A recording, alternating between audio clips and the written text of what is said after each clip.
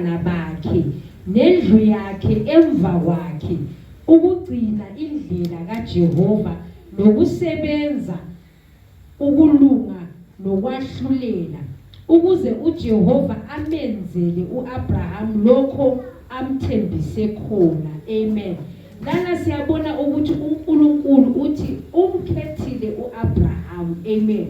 Ngifuna ukuthi into yokuqala ekumele siyazi njengabantu njengabazali ukuthi uNkulunkulu usikhethile ukuthi sibe ngabazali.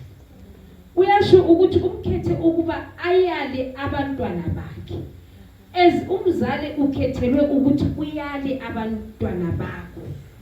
Yumsebenzi wakho uNkulunkulu akukhethele wona lana emhlabeni ukuthi uyale abantwana bakho ukuze bagcine imilayo ekaJehova. uAbraham wakwazi irole yakhe as a parent ukuthi mina umsebenzi wami kahle kahle ngowani lana emhlabeni. So namhlanje uma ubungazwisisi ukuthi wena umsebenzi wakho ngowani, ukhethwe ukuthi uyale abantwana bakho ubahambise endleleni ezikaNkulunkulu hayi ezinye indlela. Uyasho yena lana ukuthi uyalwe ukuthi abaqondise endleleni zokulunga ukuthi bagcine imilayo ekaNkulunkulu ukuze uma esukwenzile lokho uNkulunkulu uzokuyenza kufezeke lokho akufisayo ngempilo yakho. So irole yakho as a parent ukuthi you have been chosen as the one to guide your household. Akekho omunye umuntu ozobuya aqondise izinto emzini wakho. Akekho umuntu ozobuya ayale abantwana bakho. Akekho ozobuya abaqondise endleleni zokulunga ngaphandle kwakho wena mzali ukuthi ubabonise indlela zikaJehova hayi ezomhlaba but ezikaJehova uNkulunkulu ubaba. So that is your role ukuthi you have to keep the way of the Lord. You have to show your children the way of the Lord. So uma ungumzali ungafundisi abantwana bakho indlela zikaNkulunkulu, yazi ukuthi ngaphambili impumela ezophuma ungakhali ngoba wena umsebenzi wakho uyabe ungawenzanga njengomzali. So yiyo irole yethu yokuqala as ama-parents ukuthi we have been chosen to show the way to our children. And then our children, they are a product of our choices. Abantwana bethu izikhathi eziningi impumela esibona sebebadala ngama-choices esiwayenze bekhula. As a parent, you can choose to show them the way of the Lord. You can choose to show them the way of the world. Kukuwe wena ukuthi kwakho wena ufisa ukubonisa abantwana bakho ubafundisa ziphi indlela. Kusasa ungakhali ukuthi maye umntwana usekanje ngoba uyalwa la wayalwa ukuthi wena uyabafundisa indlela zikaNkulunkulu. So mina I am happy ukuthi namhlanje abantu esikuthelelana sikhethe indlela zikaNkulunkulu yizo indlela esizosifundisa abantwana bethu. Ngiyajabula namhlanje ukuthi noma maqiyo ehleli la ethi sizonikela umntwana kuNkulunkulu usekhethe ukuthi akufundise indlela zikaNkulunkulu hayi ezomhlaba. Yinto engijabulelayo namhlanje. So what we teach our children, it is simple to love and obey the Lord. Izinto ezimbili nje. That is your main role, love and obey the Lord. This is what you teach your children. Bekhula ubalaya lezo zinto ezi2. Thanda uNkulunkulu wakho njalo umamele umhloniphe umlandele uNkulunkulu ngoba nguye ozoqondisa indlela zabantwana bethu. Akekho omunye umuntu ozosiqondisa phandle kaNkulunkulu. Ungazama ukwenza ini uye kuphi nakuphi but umntwana othethe isikhathi sakho wamletha kuNkulunkulu, believe you me, uNkulunkulu uyazilusela lo mntwana. Uba ngumalusi omkhulu kulo mntwana. Uba nguye omqondisayo nalapho ephuma endleleni. And then sifuna njalo ukuthi ngigcizelele from the scriptures sibheke abakudala ukuthi bona babehamba ngaziphi indlela ukubonisa ukuthi bazwisisa ama roles abo as ama parents ukuthi bona kumele baziphathe kanjani kumele nabantwana babo babaphathe kanjani. Sizobheka uJoshua 24 verse number 15. Uthi, and if it seems evil to you to serve the Lord, choose for yourselves this day whom you will serve, whether the gods which your fathers served, or were on the other, which your fathers served that were on the other side of the river, or the gods of the Amorites in whose land you dwell. But as for me and my house, we will serve the Lord. UJoshua lo owayekhuluma nabantu bakwa-Israyeli ukuthi khethanini namhlanje ukuthi lina lizolandela uphi uNkulunkulu, lizolandela izithixo lezo ezazikhonzwa ngabadala benu, lizolandela lezo zithixo eziselizweni lasema-Amorites. But mina namhlanje nomuzi wami nabantwana bami nakho konke nginakho nizokhonza uNkulunkulu. So as a parent ngiya understand ukuthi uJoshua wazwisisa irole yakhe emhlabeni ukuthi ayikho enye into ebaluleke ukudlula ukuthi yena nemuli yakhe bakhonze uNkulunkulu ophilayo. So namhlanje ngizoli encourage as ama parents ukuthi as your role yakho as a parent yikulandela indlela zikaNkulunkulu. Qala wena msofu ukuze nalabo abantwana bakho bethi bebheka indlela ohamba ngazo nabo banyathele ezinyathelweni zakho ohamba ngazo. Angeke kwenzeke ukuthi abantwana bakho bekhule bekubona ukuthi uma kunenkinga ekhaya sihamba siyeguqa phansi lapha sithi bantwana bami asiguqeni isithandazi, bezothi sebekhulile bethi hayi thina sesiyabika emsamo. Babe bekufunde kuphi lokho? Bakufunde kubani? Ngoba wena ubafundise ukuthi siyaguqa sithandazi, awubafundisanga ukuthi siyathatha isinefu siye emsamo esiyekhuluma nabafileyo. So uJoshua ngakho understand njengondoda eyazwisisayo irole yakhe as a parent ukuthi mina ngizokhonza uNkulunkulu nemuli yami konke nginakho ngokukaNkulunkulu. Sibuye siqhubeke siye ku Deuteronomy chapter number 6.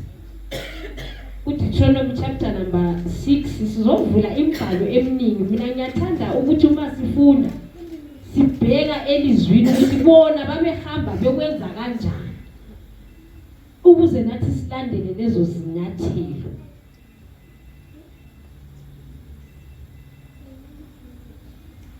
Lana uNkulunkulu wayekhuluma nabakwa-Israyeli athi, hear O Israel, verse number 4, the Lord our God, the Lord is one.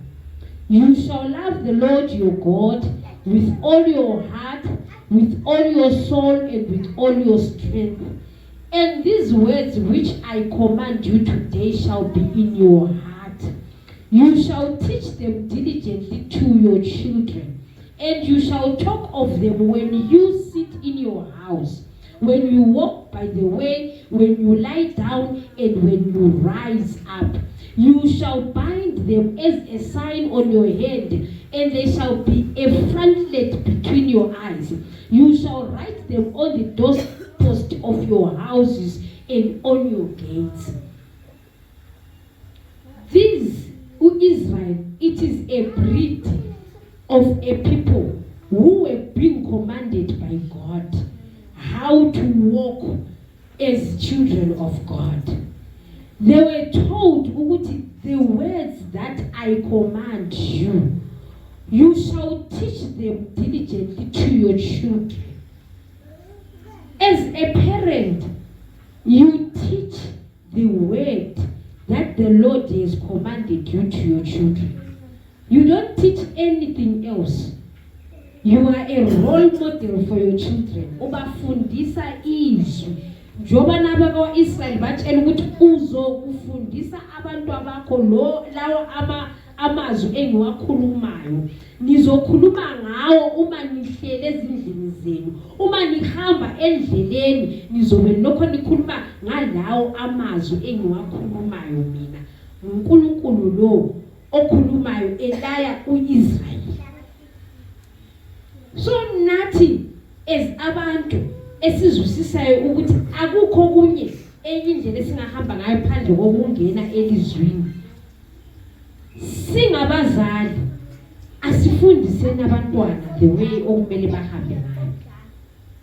Sihleli ezindlini zethu ilizwi alibe yilo lokuqala esilifundisa abantwana bethu. Sihamba ezindleleni ilizwi likaNkulunkulu ayibe yilo esilifundisa abantwana bethu. Uthi you shall bind it even to your hands. Asibafasi ngezintambo zamasiyoni abantwana, but sifasa izwi likaNkulunkulu libe yilo elingamablinka ukuthi bakhamba bekhangele straight, abahambi bekhangela emasayidini, but liyabaguide on a straight path izwi likaNkulunkulu.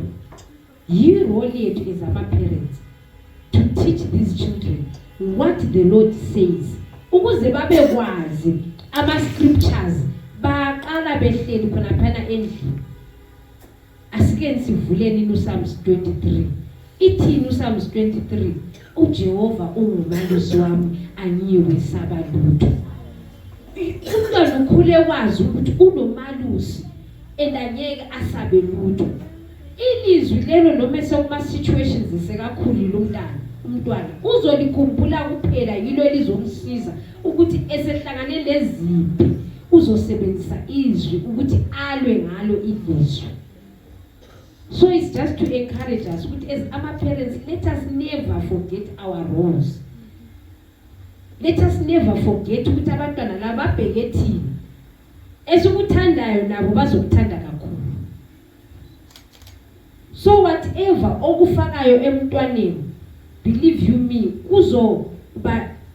uzovuna. Ungafaka izwi njoba uNkulunkulu wayelaya abaka-Israyeli ukuthi keep these words. Believe you me, izwi elikhula ngaphakathi kwakhe lizomqondisa umntwana limbonise indlela. Amen. And then sizoya 2 Timothy. I hope siyabhala phansi ngoba ngiqeda lana ngizobuza.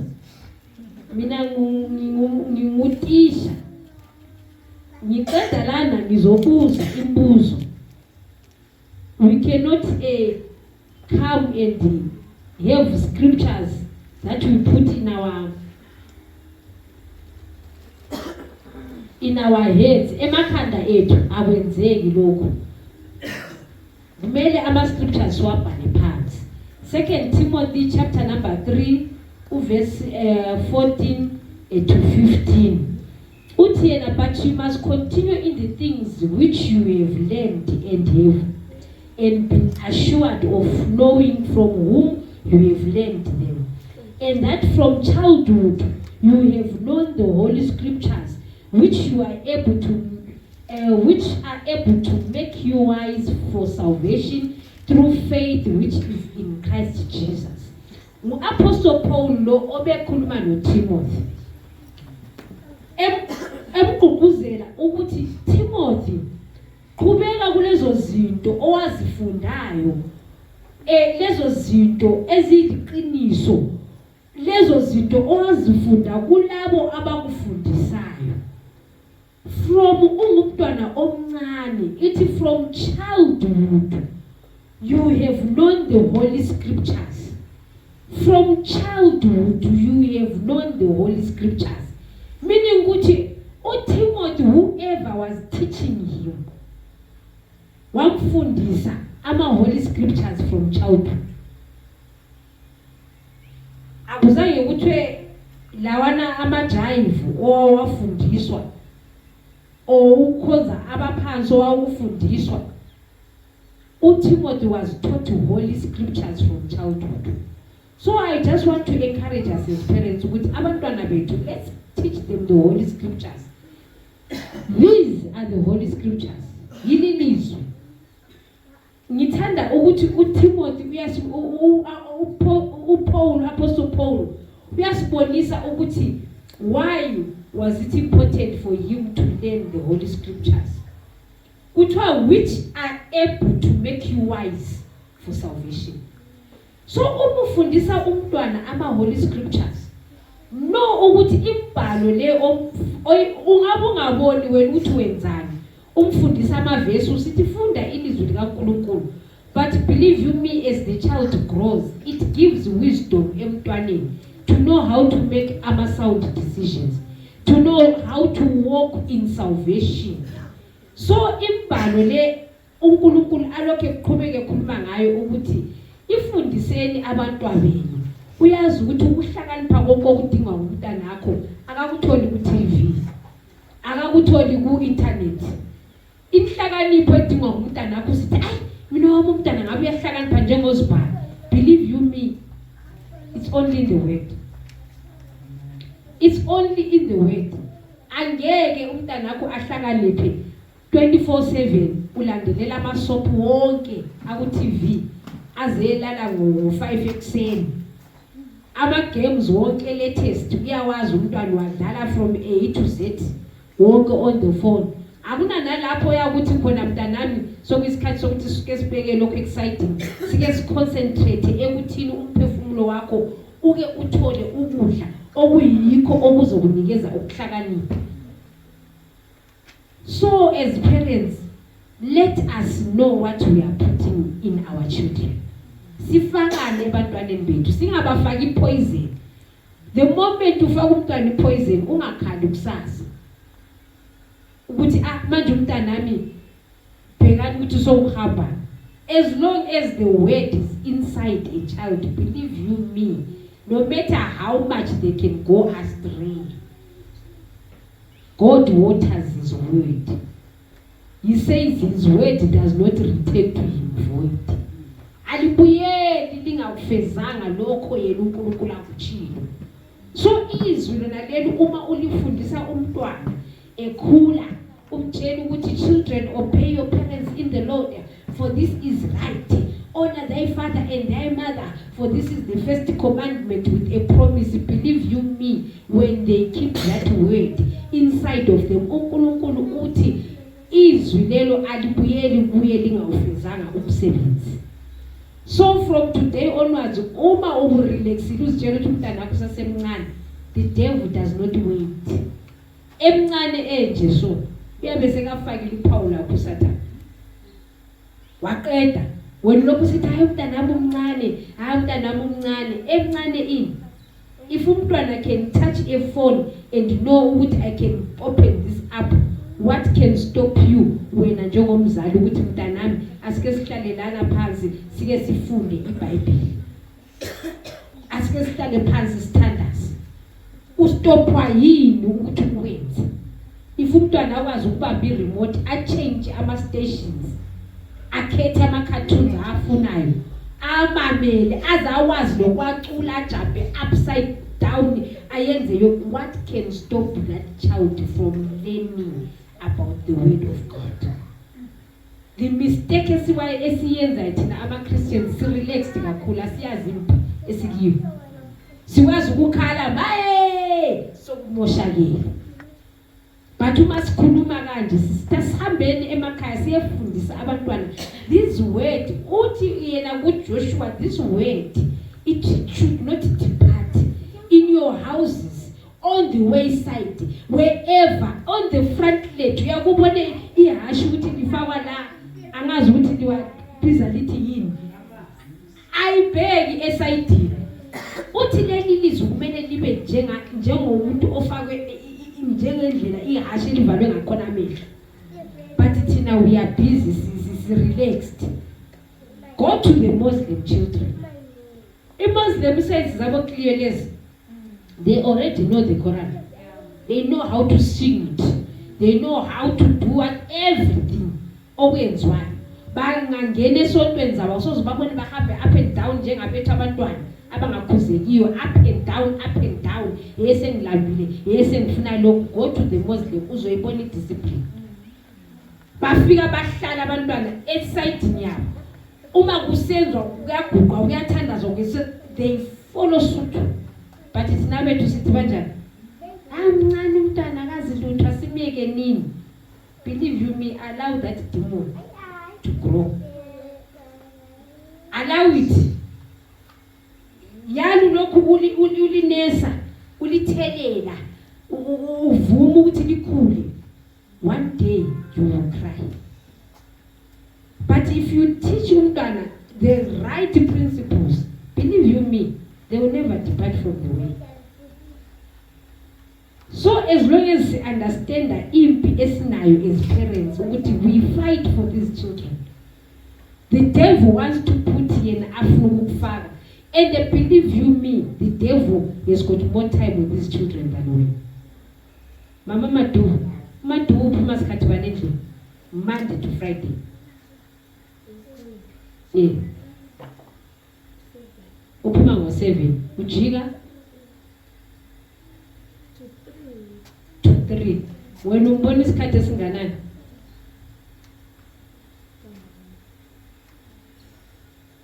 Can you see ukuthi isikhathi onaso nomntwana singanani?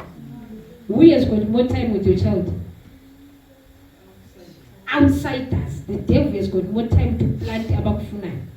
At school they can give friends wrong influences, wrong friends, wrong teachers. Phandle lapha adlala khona, wrong influences. And then when they come back home, what do you do? Mncane umntana wazini.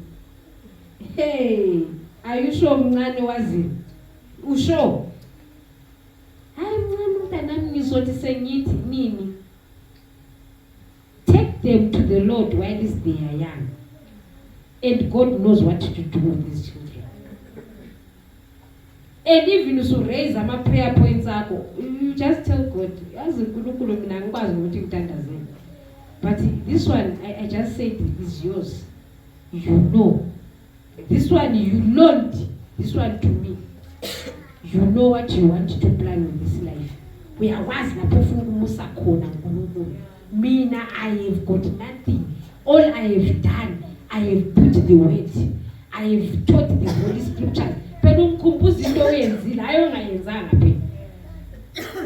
Umkhumbuzo uNkulunkulu into enjani? Oyenzile.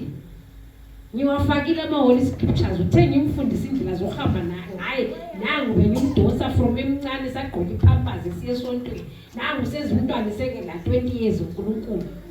You are reminding God of exactly how you were a role model. And believe me, God will never put you to shame. So as our parents, ama-roles which aqakathekile ebantwaneni. Very important. Ukuze aphume kahle umntwana, nawe une part to play enkulu. Ungathi hayi lo wazikhethela lo manje mina ngimthini, akazange wazikhethela.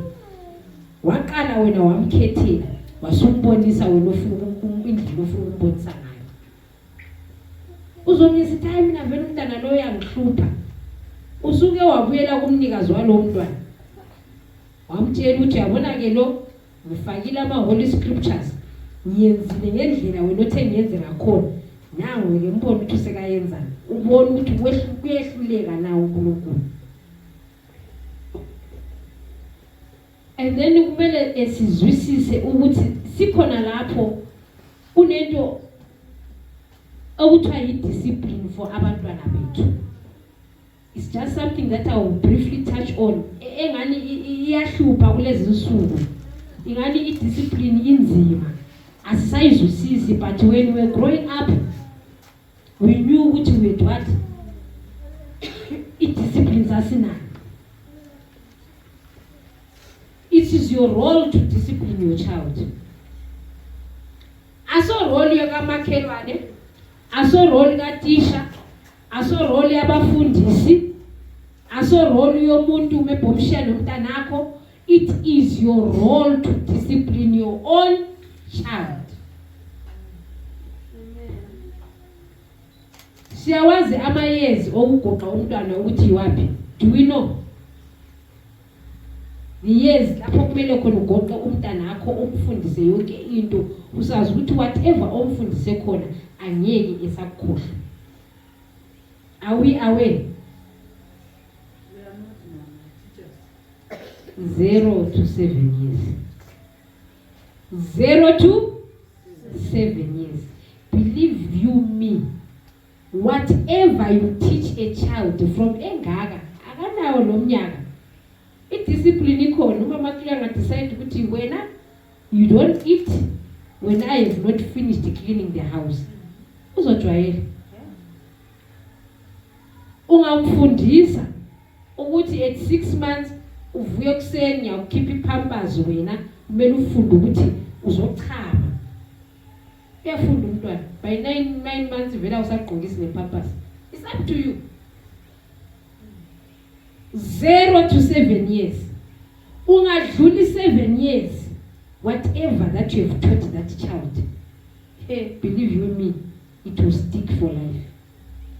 If umfundisa ukuthi you don't discipline the child,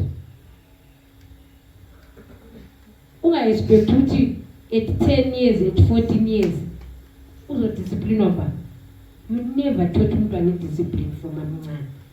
So, Proverbs 18:24 uthi yena, he who spares his rod hates his son.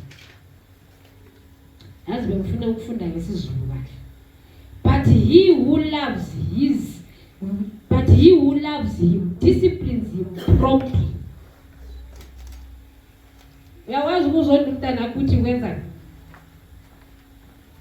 I see him engikhuluma eBhayibheli. Ungamfundisi.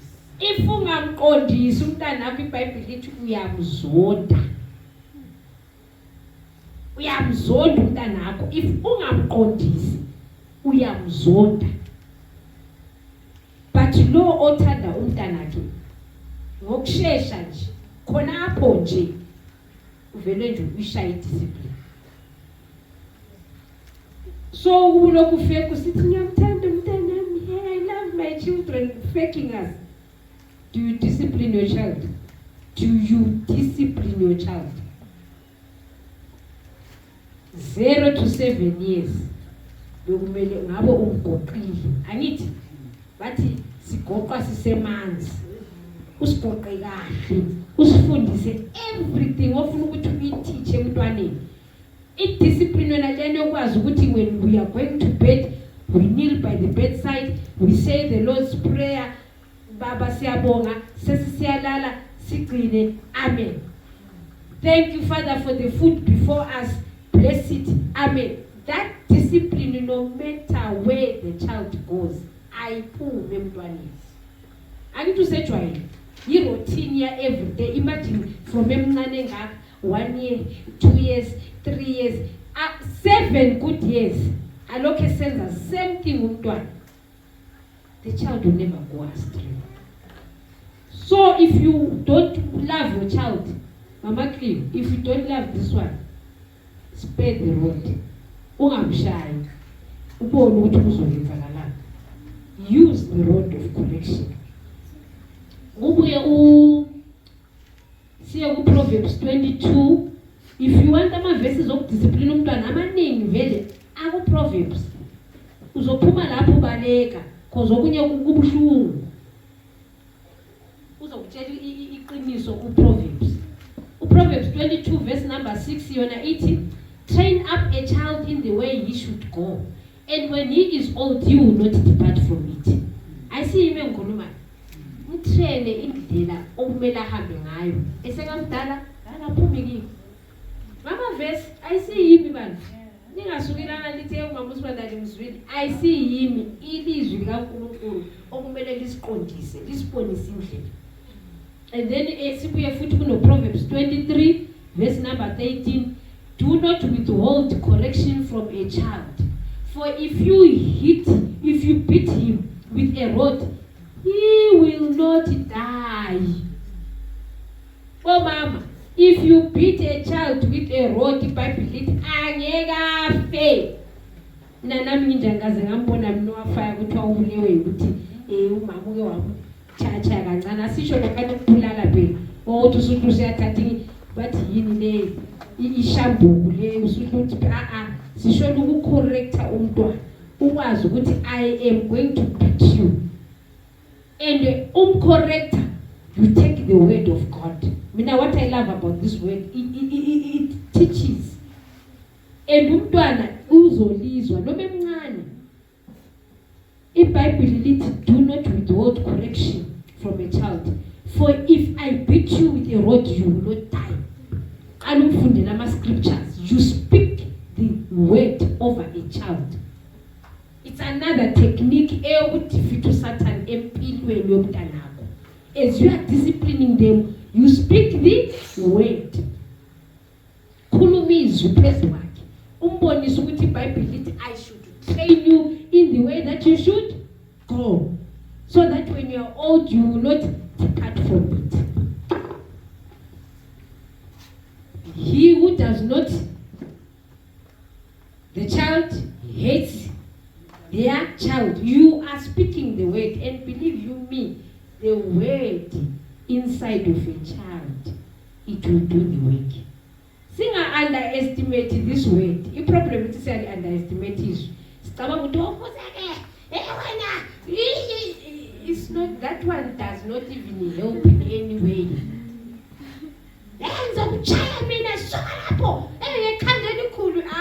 You are doing nonsense there.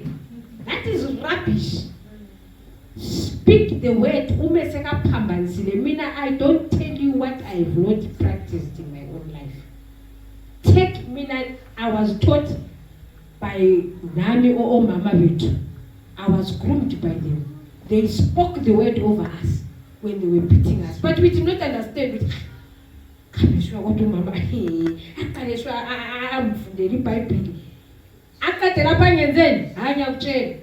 I practiced the same technique and I discovered it. Can this word on his own? So don't speak useless words over your child. You useless thing. What are you speaking? That is rubbish. Speak the word. Kuluma izwi. Elizomyakha umntwana, lizombuilda, lizomisa lapho okumele aye khona empilweni. Amen. Ube uProverbs 29 uthi yena ku verse 15, the rod and rebuke give wisdom, but a child left to himself brings shame to his mother. What brings wisdom? Rod and rebuke. It brings wisdom to a child. But umntwana omshiya ungamkhuzi, believe you me, shame is gonna come to your home. Ihlazo lizokulandela. Omunye abesithi ayi mina sengichaye ngaze ngakhathala. You are doing it wrong. Speak the word. Use the word of God to correct your child. This word, God says, I watch over it to fulfill it. I have magnified this word above all of my names. Singaze simye khulume ngamagama waphi, Yahweh Jireh. You are Yeshua HaMashiach. You are the Adonai, our King. He says all of his names, they are under this word. It is above all the names of God. So imagine what this word can do to your child. If you say, I am tired of beating this one, speak the word. Go and change technique from today. Start to speak the word. Start to find the scriptures that you want for your child. And you start to speak them over your child.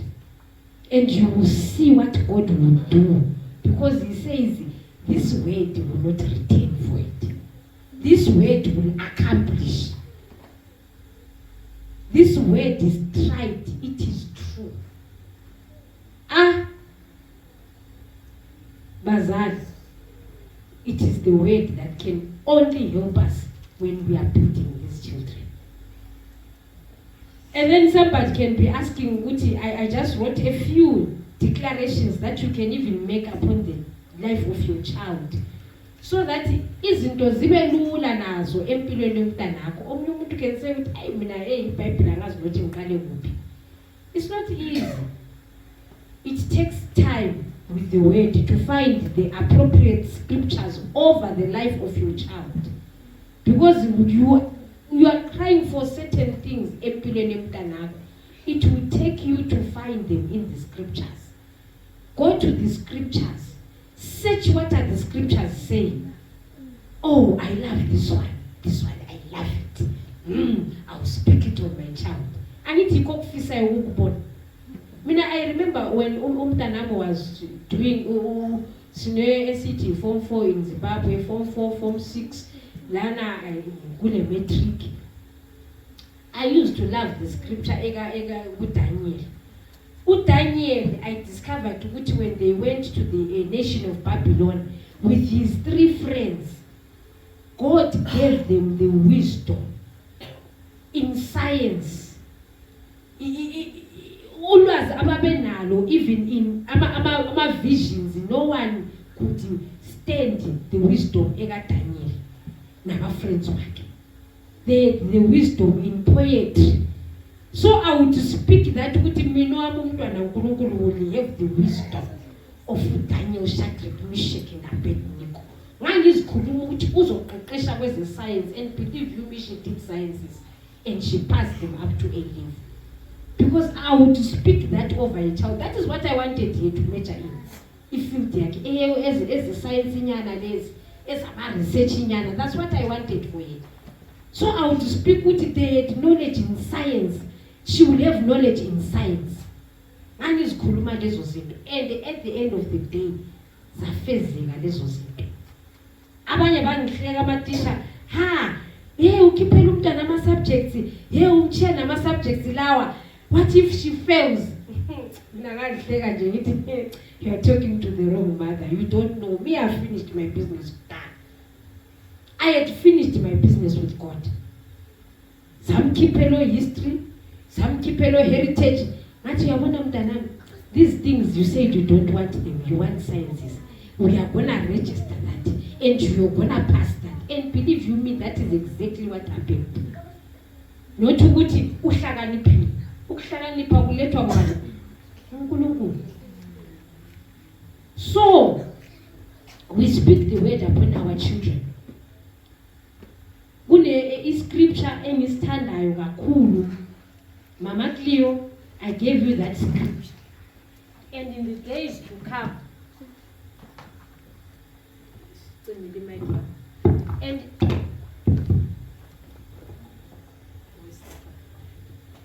in the days to come, you are all my witnesses. I gave you that scripture, Mama Cleo. In the days to come, I'll just ask you at random. Scripture you know teaching. I expect you to know that scripture. I don't worry, they are recording. They will give you. Make sure you follow up so that you go and listen. That will worry, right? You will see where it is. If you find it, you will find it. Because I gave you the scripture. It's Isaiah chapter number 65. You know, I love the scripture, Isaiah chapter number 65. Ikala verse number 20. Yebo yona ngayibala kwamanye ama verse but ngithanda iportion ka verse number 20 to verse number 24. Isaiah chapter number 65. Ithi yona, no more shall an infant from there live but a few days. No more shall an infant from there live but a few days. Hail Tariro, no more shall an infant from VLC live but a few days. The number of your days you shall fulfill. You will not live a few days. You're gonna fulfill the number of your days. It goes on to say, "Nor an old man who has not fulfilled his days." Nor an old man as old as you are going to fulfill your days. It says, "For the child shall die 100 years old." Hail, 100 years old you shall live. You will not die. It says, but the sinner being 100 years old shall be accursed. That is the sinner, those who don't know Christ. They shall build houses and inhabit them. They shall plant vineyards and eat their fruit. They shall not build and another inhabit. They shall not plant and another eat. For as the days of a tree, so shall be the days of my people. As the days of a tree, so shall be your days. Imagine how big, how old the trees are. So shall be your days. Amen. And then it says, and my elect shall long enjoy the work of their hands. You shall enjoy the works of your hands. You will enjoy the works of your hands. You will build and inhabit. You will plant vineyards and eat the fruit thereof. You will not build for others. You will not plant for others. You will eat. You will enjoy the labor of your hands. They shall not labor in vain. This is number 23. They shall not labor in vain, nor bring forth the children for trouble. Mama Kiyo, she will not labor in vain this one. You will not bring her up for trouble. She will not be for trouble. This community will not be troubled by this child. She is not for trouble, this one. These are the declarations that you should make on this child. And then it says, for they shall be the descendants of the blessed of the Lord, and their offspring with them. She is the blessed of the Lord with her descendants, even her offspring. Vasati vatozvarwa. Shoko rokuti they will be blessed. They will be blessed. Her offspring, meaning with generations to come, they are already blessed. Vasati vatobvepo. Musati vatogofunga kuti achaenda kuchikoro. Shoko rototi the descendants of her, they are already blessed. And then it says, and it shall come to pass that before they call, I will answer. Before you even call her, God will answer. And while they are still speaking, I will hear. God will hear you. This one is a scripture that I want you to use in the life of your children. Believe you me, because you know there is a day that she's gonna build. It's either it's a house, it's either it's a business, it's either it's a marriage, whatever that she will build, she will inhabit it. What you cover, you have covered in so many areas of your life. Saka, I have given you this scripture. And I will just ask you, in random, I want you to go and master this scripture. With your scripture, fight over the life of your children. This scripture, fight over the life of your children. Move fight any scriptures. Even everyone here, fight over the life of your children using the word of God. You don't fight by visiting a prophet. You don't fight by visiting sangomas. Believe you me, Labana, they will go and check the gifts. And if they see the gifts, they take. By the time when uvusa, the gifts are already stolen from your children. Bakubonele wena angithi ucelile ukuthi babone ngoba ungazi ukuthi wena unamandla wokuthi declare whatever that you want and it will come to pass. Ama marriages abantwana umncane kakhulu usathana ukudala qedile engaka so sekaqedile naye wa decide ukuthi lo uzofuna abe kanje, but we go and declare these things ukuze uNkulunkulu asisize to have abantwana abokuthi noma sima sishumayela sima sine confidence ngoba uNkulunkulu usenzela okuhle ngabantwana bethu. Yinto engikhalela yethu days gather in this place ukuthi uNkulunkulu asisize to raise up abantwana abamesabayo uNkulunkulu, abamthandayo uNkulunkulu, abazwisisayo ukuthi bona basemhlabeni but abasibo bani abasemhlabeni. They should understand the dress code zabo ukuthi yebo bazogqoka bemhlabeni bahambe babonisa whatever, but mina ngilala engcina khona.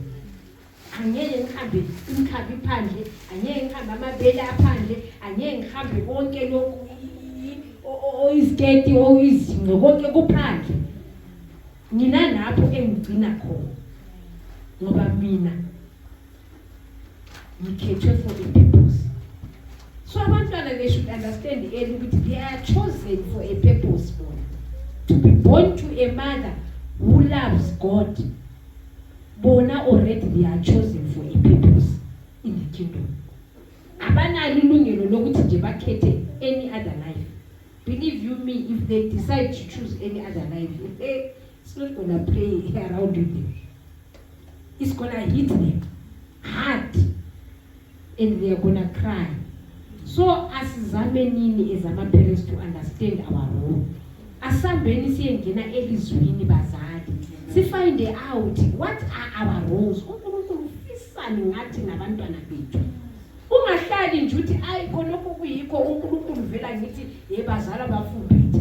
Yebo ngazale efumbethe, but there is a war ekhona ukuthi khonokho akufumbethe kuphumelele. So these are just my few words of encouragement. I know ukuthi ngakhuluma kuze ekuye kusa. I know there are so many things isikhathi nje iso sisilimithana. Ngiyabonga bomama bami. Thank you so much. Hallelujah, masala. Namhlanje siyafunda okuningi ngelanga likaThariyo.